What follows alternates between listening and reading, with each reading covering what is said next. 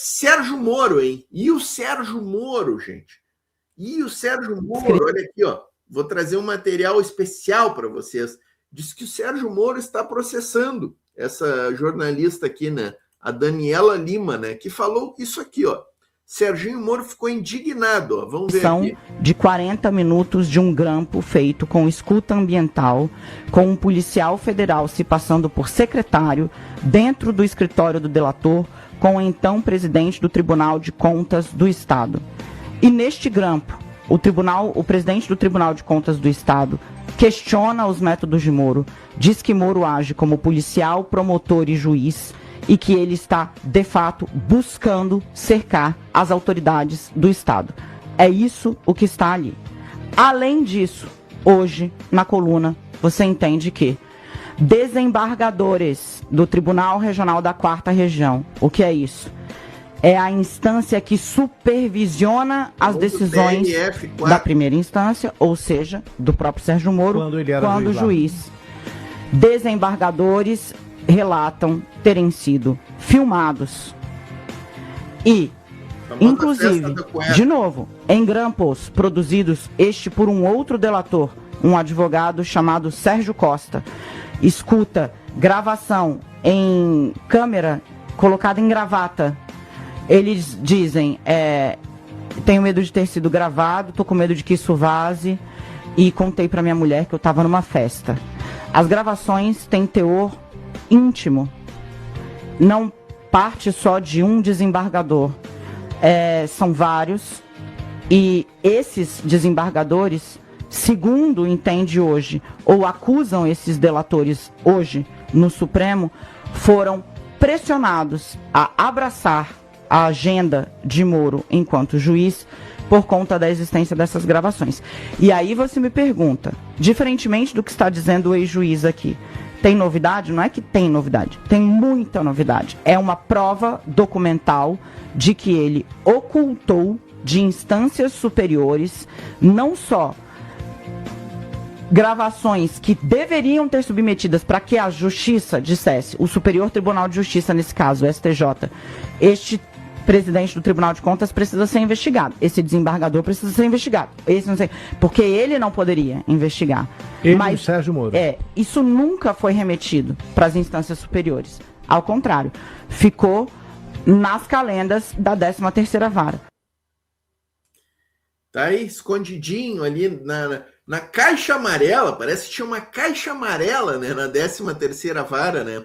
E a Daniela Lima falou aqui dos desembargadores do TRF4, né? É bom a gente lembrar que tem 2 suspensos aí, mas aí eram amiguinhos do Moro, né? Estão suspensos por força do relatório do corregedor Luiz Felipe Salomão, né? Que eu vou trazer aqui a juíza Luciana Bauer depois, comentando sobre esse relatório do Luiz Felipe Salomão. A ex-juíza Luciana Bauer, que já esteve aqui no canal conversando com o Suma, ela tem um Instagram Jusclima, que a gente pegou esse material ali do Jusclima. O Cacai andou falando sobre isso aqui também, ó. Vamos ver o que o Cacai diz para nós aqui, ó. Como eu sei que está sendo feita a investigação em cima de tudo que foi encontrado, e as informações que eu tenho, claro que eu não vi nada disso, mas é que estava tudo lá, Pedro. Tudo lá. Olha lá. É algo inacreditável. Inclusive, como assim? O famoso... A pasta amarela. Tava lá? Aham. Eu não acredito nisso. Eu tava pensando, não, imagina, tanto tempo. Apagar as provas, né? Quem deixaria as coisas... Tava tudo lá. Tava tudo lá. Tu vê que o Sérgio Moro e essa turma dele são tão incompetentes que os documentos estavam lá, eles deixaram lá, acharam que nunca iam chegar lá, e a certeza da impunidade é tão grande. Impressionante, né? A famosa festa da cueca, né? Dos desembargadores. As fitas estão lá. Eu não vi as fitas da cueca. Nem quero ver. Não, deixa pra polícia ver isso.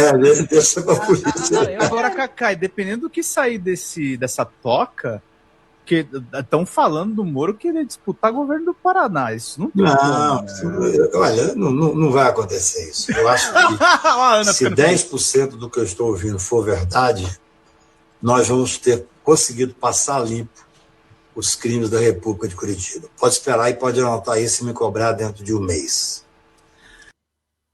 Olha aí, tem gente que está dizendo que o Sérgio Moro será preso antes de junho do ano que vem.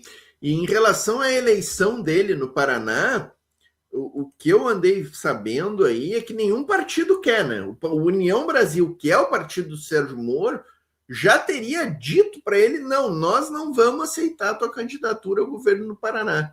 Ou seja, é a certeza de que tem muita lama, mais lama do que a gente já está sabendo, né, pessoal? Acho que só o que a gente está sabendo já é muita lama, né? E tem mais para vir à tona aí, pessoal, tá? Maria Cristina aqui, ó, comentando, o Sidney Cripa, que decadência é isso de festa da cueca, né? É um absurdo, né? Luiz Santos, grande camarada, uma vergonha esse TRF4, com certeza, né? Eu lembro como se fosse hoje, gente. Vocês lembram quando foram julgar o Lula aqui no TRF4? Eu estava lá, o Celso e o Gringo, vários camaradas aí da nossa turma, tentamos chegar no TRF4. Eu achei que eu poderia até entrar pela carteira da OAB, né? Achei que eu ia ter acesso ao julgamento, que eu ia poder estar lá na sala assistindo o julgamento público, né?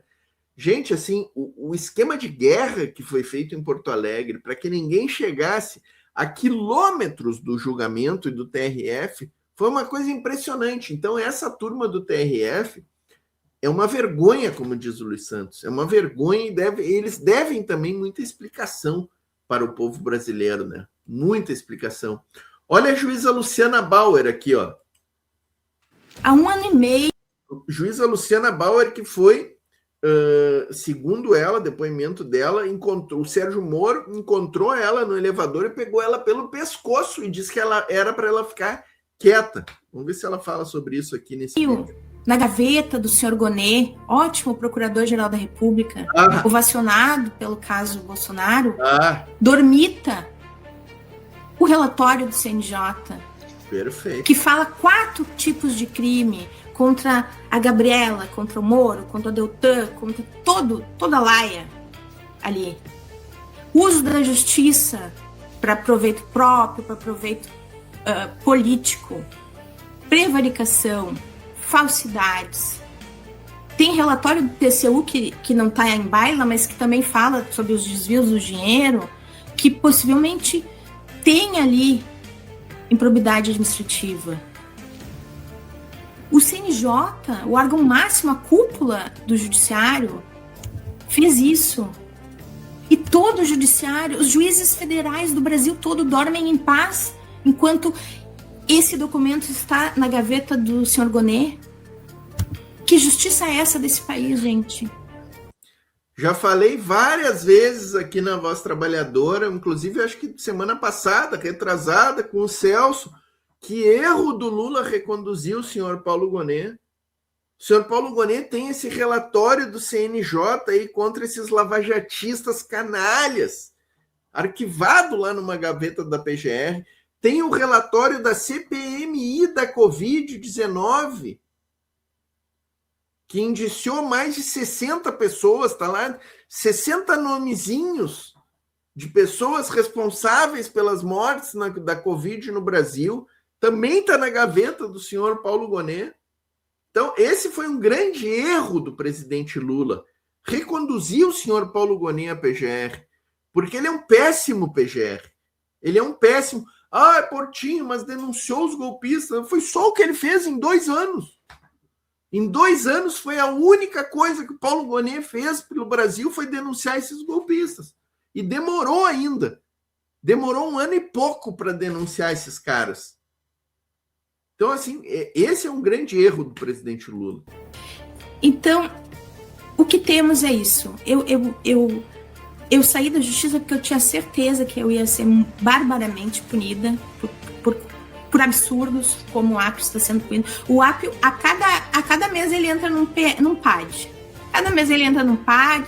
E sempre assim, pessoas do círculo da extrema-direita. Né? Por quê? Porque o TRF fez esse pacto com a extrema-direita. Senão o Moro não teria pulado. Perfeito. No outro dia, no dia seguinte, para o governo Bolsonaro. E isso não escandalizou os meus colegas. Meus colegas entravam no meu gabinete e diziam que legal, agora a gente pode ver os subsídios, porque vai ter o ministro da Justiça que é juiz federal. O juiz não pode pensar só em subsídio. Onde é que está a vergonha na cara de todo mundo? Perfeito. Está na hora de todo mundo que conhece a Constituição, que tem vergonha na cara, pedir que seja feito ou arquivamento pelo senhor Gonê, e ele dê as razões por que arquiva, ou a denúncia. Um procurador-geral da República não tem o direito constitucional de deixar um crime tão grave na sua gaveta. Isso é uma obscenidade. Lawfare Nunca Mais. Sigam o perfil do Lawfare Nunca Mais. Sigam o Jus Clima, da Luciana Bauer. Ó, Luciana Bauer, minha camarada. Parabéns para ti pela tua fala, por isso que tu falaste. Aqui na Voz Trabalhadora tem uma trincheira que está pedindo e exigindo do senhor Paulo Gonet isso, que não é possível que esse relatório do CNJ esteja arquivado lá dentro de uma gaveta há mais de um ano. Há mais de um ano que esse relatório do CNJ, do Conselho Nacional de Justiça, do Luiz Felipe Salomão, corregedor, está arquivado lá, e esse relatório tem todos os indícios dos crimes praticados pelo Moro, Dallagnol, Gabriela Hart e o outro juiz que ficou, que agora é tão inexpressivo que eu não me lembro o nome dele, que é um que ficou depois da Gabriela Hart, os desembargadores do TRF que davam sustentação para essa turma. Quem não lembra de quando foi concedido o habeas corpus para o presidente Lula, da correria que foi no TRF, do Thompson Flores, que presidia o TRF, avocando o processo numa vergonha jurídica, foi uma vergonha jurídica aquilo ali é para ser ensinado em faculdade de direito no futuro do que não se deve fazer no judiciário brasileiro, da violação de ritos constitucionais, de ritos processuais. Aquele habeas corpus concedido para o Lula é um case, gente. É um case. E assim, por que essa notícia aqui, dessa inspeção da 13ª Vara, em muitos periódicos, foi bem en passant, assim, notinhas, não se aprofundou, não se trouxe o resultado do que foi achado lá, das consequências dessa diligência na 13ª Vara? Por que não tem cobertura? Especialmente a Rede Globo. Você sabe que eu assisto, ó, o Celso vai ficar indignado comigo. Ó, o Celso aqui, ó, Malucelli, é um dos desembargadores do TRF4. Ó. Celso vai ficar indignado comigo. Eu assisto a Rede Globo, e a Rede Globo não noticiou acho que a Rede Globo nem colocou a diligência na 13ª Vara na pauta. Muito menos o que foi achado ali. Por que não sai, será? Joaquim Carvalho vai explicar para nós aqui. Ó. Olha aí, Celso. Você tem a Globo silenciando. É como se a Globo silenciasse, e silenciou durante uma época, a respeito das denúncias de tortura. Depois a Globo vai falar no final, na época do Rio Centro e tal, aí depois a Globo no finalzinho. E depois ela vai falar, quando os militares já estavam caídos. É que a Globo ainda acha que o Moro tem poder. A Globo, que foi sócia do Moro, o blindou, porque isso é notícia. Não é a primeira vez na história do Brasil que uma vara... A Globo foi sócia do Moro e o blindou. Frase do Joaquim Carvalho, que é um cara que acompanha em cima do lance esse escândalo todo aqui. E o Joaquim tem razão nisso aqui. Por que a Globo foi sócia do Moro? Porque o Moro soltava, vazava informações sigilosas lá dos processos para a Rede Globo. Quem não lembra disso? Judicial é alvo de busca e apreensão. Esta busca resultou em positiva, vamos chamar assim. Foram encontradas as provas do crime. Como é que isso não é notícia? Claro que é notícia. Agora, por que a Globo não está noticiando? O Tony Garcia, isso é verdade. O Moro também protegeu a Globo. A gente sabe que o Moro apreendeu documentos na Mossack Fonseca, que era a empresa que cuida de paraísos fiscais, aquele escândalo Panama Papers, que mostrava que aquela casa, que já deveria ter sido derrubada lá em Paraty, que é o triplex de Paraty, é, na verdade, da família Marinho. E a família Marinho negava que fosse dela. E aí, quando surge o documento, ele apreende esse documento, depois esse documento acaba sendo vazado, mas o Moro não fez nada. Mostrou que quem administrava a offshore, que é dona daquele imóvel, que é um triplex muito luxuoso e construído irregularmente, era Paula Marinho, que é neta do Roberto Marinho, filha do João Roberto Marinho. Então, isso é um caso. Vocês lembram disso, gente? Do triplex, esse aí acho que era em Angra dos Reis, né? Que saiu na Panama Papers, uma casa, uma mansão gigantesca que se descobriu que era da Rede Globo. Que aconteceu na época que o Moro teve acesso, porque o Moro tem o Moro não, a Lava Jato tem um arquivo de 1 tera, então tem informação sobre muita gente, grampearam muita gente, e o Tony contou tudo isso, que ele próprio grampeou muita gente, fazia essas como agente infiltrado do Moro, investigava pessoas que o Moro não podia investigar, e aí a Globo não dá essa notícia, e aí a gente vê no dia seguinte que o assunto agora já é outro, é o INSS tentando inclusive jogar no colo do governo Lula a responsabilidade que, de novo, quem começou isso não foi esse governo, na verdade, investigou, apontou culpados e começou a ressarcir os aposentados. Grande Joaquim Carvalho, hein? Grande Joaquim Carvalho. Mau caratismo pegando aqui no chat, ó. Sidney Cripa, o Portinho tem que ganhar insalubridade, consome produto perigoso, Globo. Letícia Fontoura, Portinho é o nosso informante secreto na Globo. Essa é sensacional, ó. Globo, Fux, Barroso, né? Em Globo, em Fux e no Barroso e Trust, né? Diriam os lavajatistas, né, Janete? Olha, essa aposentadoria do Barroso aí, gente. Essa aposentadoria do Barroso antes do tempo, gente. Olha. Aguardem aí. No Guarujá, aquela casa era no Guarujá, não era em Angra dos Reis, Maria Cristina. Viu como a gente esquece? É tanta coisa, né, gente, que a gente vai esquecendo. Então é bom quando o Haddad traz ali naquele vídeo a herança maldita que o Bolsonaro deixou para o governo Lula. Quando o Joaquim Carvalho vem e traz essa casa, às vezes a gente esquece, né? É isso aí, né? Barroso medroso saiu do STF com medo da Magnitsky, o Laranjão voltou atrás. Não sei se era só medo da Magnitsky, tá, Sidney Cripa? Não sei, não quero acusar ninguém aqui. Mas o tempo dirá, tá, Sidney Cripa? É muito escândalo para dar conta, diz a Maria Cristina.